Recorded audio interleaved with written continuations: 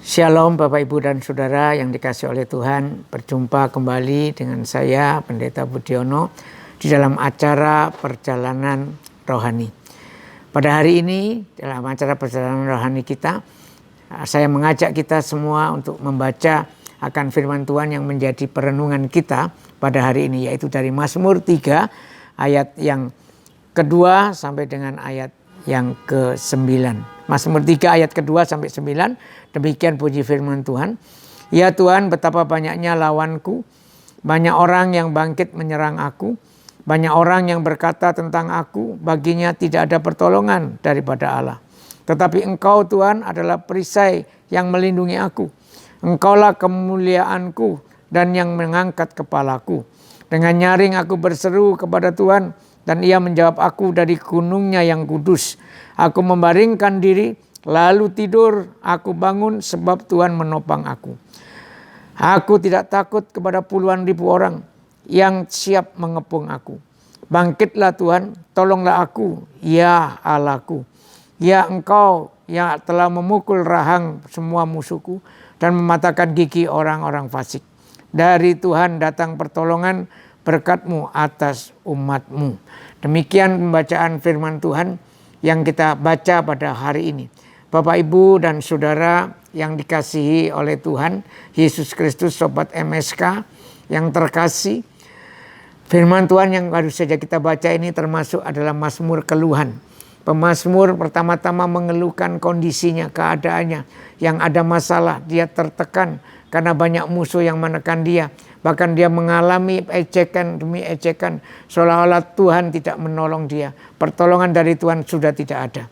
Tetapi pemazmur tidak terus larut di dalam persoalan dan masalahnya. Dia menyikapinya dengan benar dan tepat. Nah, Bapak, Ibu, dan Saudara yang dikasihi oleh Tuhan, demikian juga dengan kita, bukan? Tidak ada seorang pun di antara kita yang suka kita sengaja untuk mau mendapatkan masalah. Tidak ada di antara kita yang suka yang namanya dengan masalah. Karena masalah selalu menimbulkan kesulitan. Ketika masalah datang selalu menimbulkan rasa putus asa dalam hidup kita. Bapak, Ibu, dan Saudara yang dikasihi oleh Tuhan, pemazmur juga demikian. Dia mengalami satu persoalan yang berat sampai dia jiwanya tertekan demikian lupa. Seolah-olah Tuhan itu tidak ada pada pihaknya. Tetapi dia tetap yakin menyikapinya dengan benar. Apa sikap daripada pemazmur? Itu ada diungkapkan di dalam ayat yang keempat. Dia menjadikan Tuhan itu perisai di dalam hidupnya. Yaitu perisai yang melindungi dia. Itulah keyakinan daripada pemazmur. Maka ketika kita ada masalah, Bapak Ibu, bukan masalahnya yang lebih penting, tapi yang lebih penting adalah bagaimana kita menyikapi akan masalah itu. Dan pemazmur memberi teladan yang baik, yaitu dia menyikapi dengan tepat, dia lari kepada Tuhan, menjadikan Tuhan sebagai tempat perlindungan, perisai yang menolong dia. Karena Tuhan itu adalah Tuhan yang diyakini oleh pemazmur adalah Tuhan yang hidup, Tuhan yang maha kuasa. Itulah sebabnya dia akhirnya datang kepada Tuhan, dia berdoa, dia memohon pertolongan daripada Tuhan. Sebagaimana yang dia ungkapkan dalam ayat yang kelima, dia katakan, dengan nyaring aku berseru kepada Tuhan, dan Ia menjawab aku dari gunungnya yang kudus.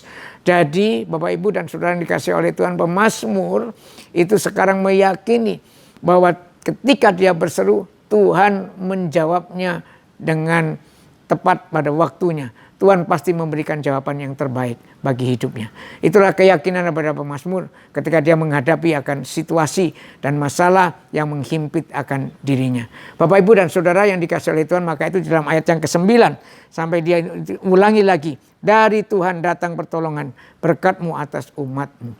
Inilah keyakinan daripada pemazmur. Tidak ada pertolongan lain kecuali Tuhan menjadi tempat pertolongannya. Maka itu Bapak, Ibu, ketika kita menjalani hidup kita pada hari ini, masalah apapun yang sedang kita hadapi, biarlah kita hadapi bersama dengan Tuhan. Datanglah kepada Tuhan, bukan dengan kekuatan sendiri, bukan dengan minta pertolongan dari tempat lain, kepada orang pintar dan lain sebagainya. Tetapi kita minta pertolongan hanya kepada Tuhan saja. Kenapa? Karena Tuhan itu adalah Tuhan yang hidup. Dan kita bersyukur sebagai orang-orang yang percaya kepada Kristus. Sungguh-sungguh kita melihat Allah yang kita percaya itu adalah Allah yang maha kuasa, tapi juga sekaligus adalah Allah yang mempedulikan akan hidup kita. Dia rela mengorbankan nyawanya, memberikan yang terbaik buat kita orang-orang yang berdosa, supaya kita juga mendapatkan yang terbaik, yaitu hidup yang kekal, pengampunan dosa, dan Tuhan berkata, aku menyertai engkau sampai selama-lamanya. Dan Tuhan kita Yesus Kristus juga adalah Tuhan yang hidup. Dia mati tapi dia bangkit pada hari yang ketiga.